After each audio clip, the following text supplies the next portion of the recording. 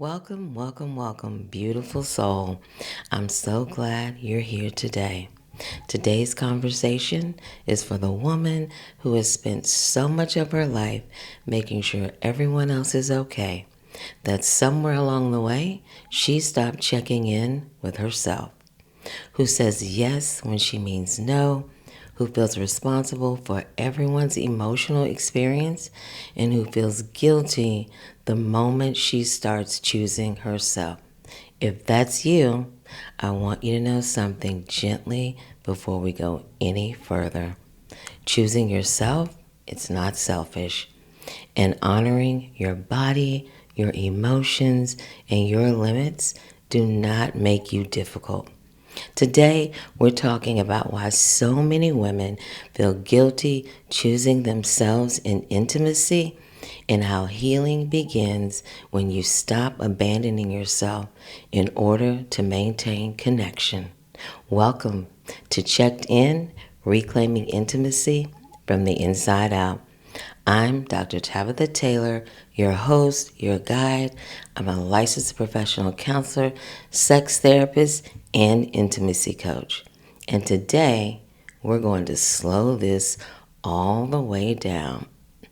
For many women, guilt around choosing themselves did not appear out of nowhere.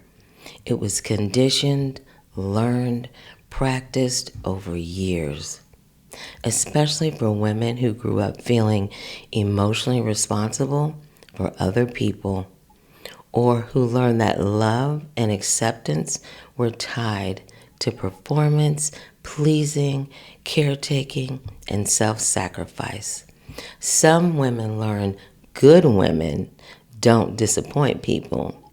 Good partners are always available, and being needed means being valuable.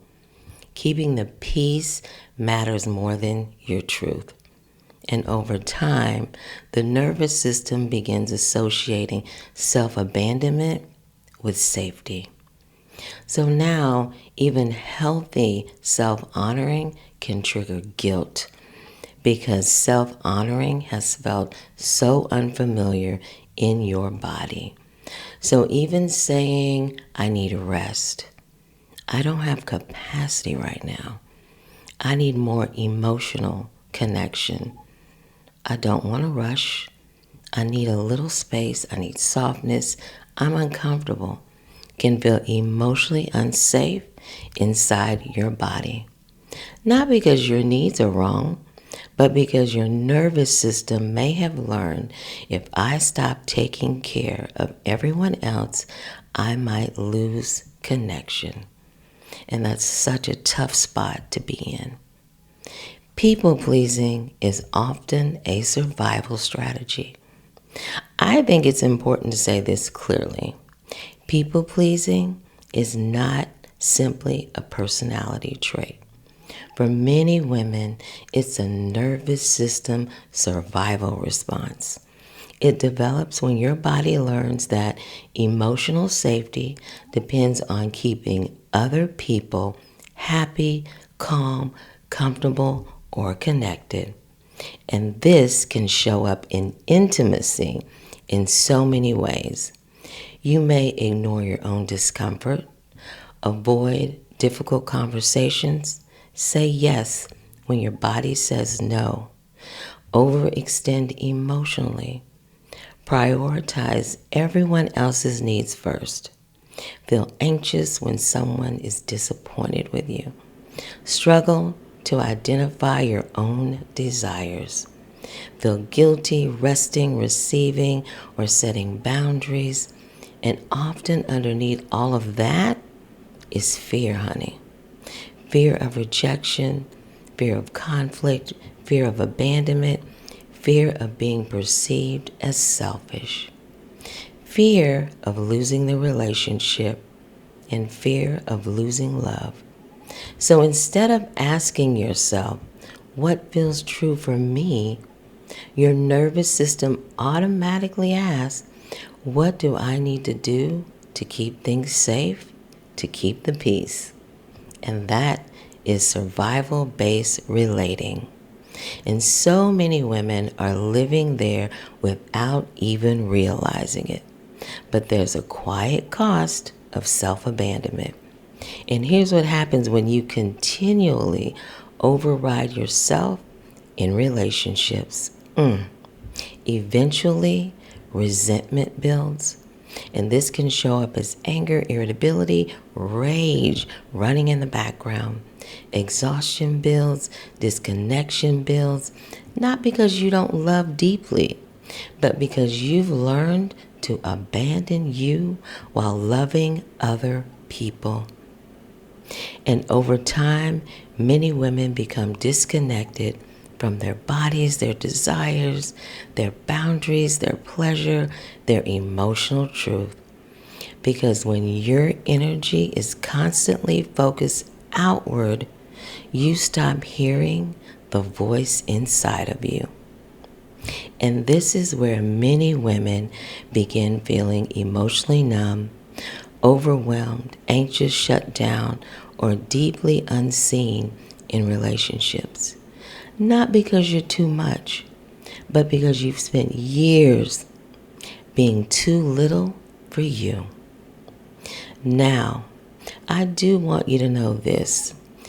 Choosing yourself may feel unsafe before it feels empowering. And that's important. Many healing messages may say, just choose yourself, set boundaries, speak up, stop people pleasing. But for women with nervous system shaped around relational survival, choosing you may in the beginning feel terrifying and not freeing, because your body may interpret self-honoring as rejection, conflict, danger, disconnection, shame, because now you're doing something so unfamiliar. And that's why healing isn't just mindset work. It's also nervous system work. Your body needs new experiences of safety around having needs. Disappointing people sometimes, taking up space, resting, receiving, slowing down, expressing your truth honestly, and this healing, it happens gradually, in small moments, not through force, not through harshness, but through compassionate self-trust. Choosing yourself does not mean you stop caring about other people. Not at all. This is another fear, however, many women hold inside of themselves. They might think if I stop people pleasing, I'll become selfish. If I choose myself, I'll hurt people. If I honor my boundaries, I'll lose connection. But healthy self-honoring, it's not selfish, it's not cruelty, it's honesty. It's self-respect, it's presence, it's integrity. Choosing yourself does not mean you stop loving people. You stop being compassionate. You stop caring. It means you stop disappearing. And there is a difference. And healthy intimacy requires two people present in the relationship, not one person continuously bypassing themselves to keep the peace. Here's what nervous system-led self-honoring looks like. Healing often begins quietly, not with dramatic declarations, but with small embodied moments. Moments like pausing before you automatically say yes, letting yourself need rest, saying, I need time to think about that, expressing discomfort sooner, not over-explaining your boundaries, allowing someone to be disappointed without abandoning yourself. And that last one is powerful because many women learn if someone is disappointed, I've done something wrong. But disappointment is not danger. Conflict, it's not failure. And someone else's emotional response is not always your responsibility to manage. That realization can feel incredibly freeing and incredibly uncomfortable at first. Both can be true. If choosing yourself feels uncomfortable right now, I want you to know healing does not require becoming completely fearless overnight. Often it begins with very small acts of self-honoring. So I want you to leave with 3 gentle steps you can begin practicing. 1. Pause before automatically saying yes. Many women respond automatically before checking in with themselves. They say yes out of habit, out of guilt, out of fear of disappointing someone. So first step is simply pausing. Before agreeing, before fixing, before overextending, before abandoning yourself. Pause and ask, what do I actually feel right now? What do I actually have capacity for? Even that small pause begins rebuilding self-trust. It's the small steps of self-honoring that mean so much. Number 2, let your body be part of the conversation. Healing people is not just mental work, it's body work. Your body often knows when something feels off long before your mind catches up. So start noticing tightness in your chest, heaviness in your tummy, tension in your shoulders, exhaustion, emotional resentment, the urge to brace yourself or shut down. Those are not inconveniences to ignore. They're information. Your nervous system communicating with you. And the more you listen inwardly, the safer your body begins to feel with honesty. Step 3, practice small, honoring moments. You don't have to transform your entire life, especially not overnight.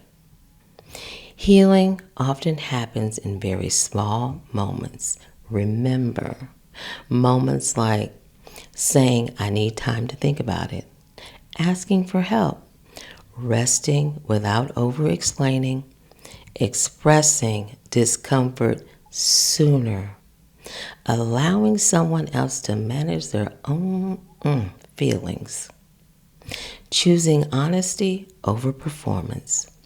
These moments may feel uncomfortable at first, but every time you honor yourself gently, your nervous system learns, I can stay connected to me and still be loved. And that is where healing begins.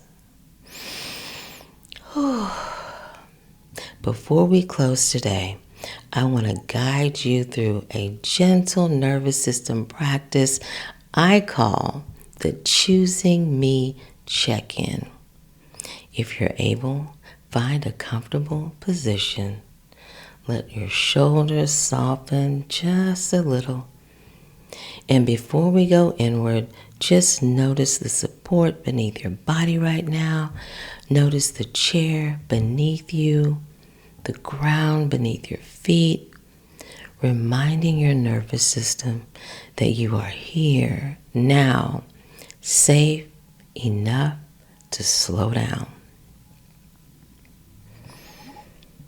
Now take a slow breath in through your nose. And today we're going to release with a sigh.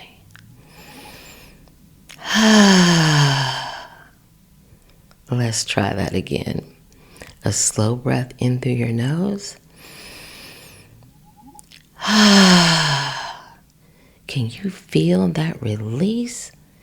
Now gently bring to mind a recent moment where you ignored your own needs in order to keep someone else comfortable.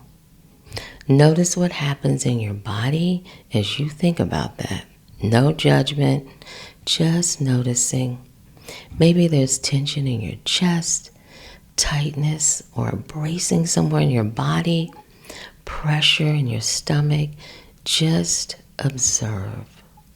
Now gently ask yourself, gently, what was I needing in that moment? Maybe you needed rest, space, clarity, comfort, slowness, reassurance, support, honesty, or simply permission to say no. Let whatever comes up be welcome. Now ask yourself, what would it feel like to honor that need even gently? Not perfectly, not dramatically, just honestly. Notice what arises in your body. Maybe relief, resistance, fear, maybe even a little sadness.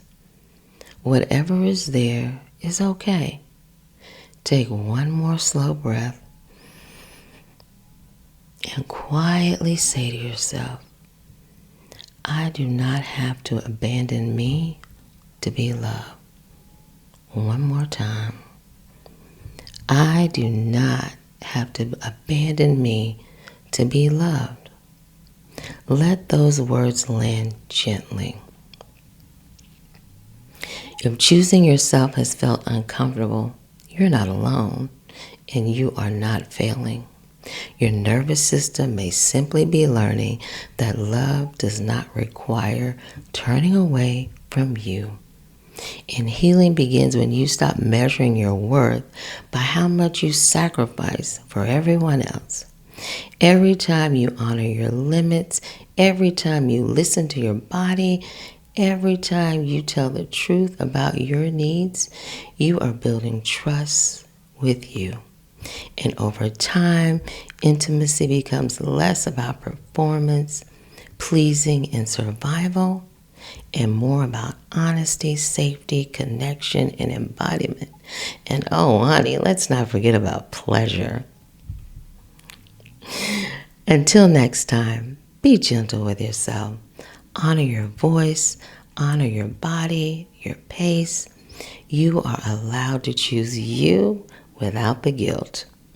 If this episode resonated with you, please subscribe so you don't miss what's next. And if you're a woman who constantly carries everyone else while silently abandoning herself, share this episode with her. She deserves support too. I'm Dr. Tabitha Taylor, and I'll meet you right here next time as we continue reclaiming intimacy from the inside out.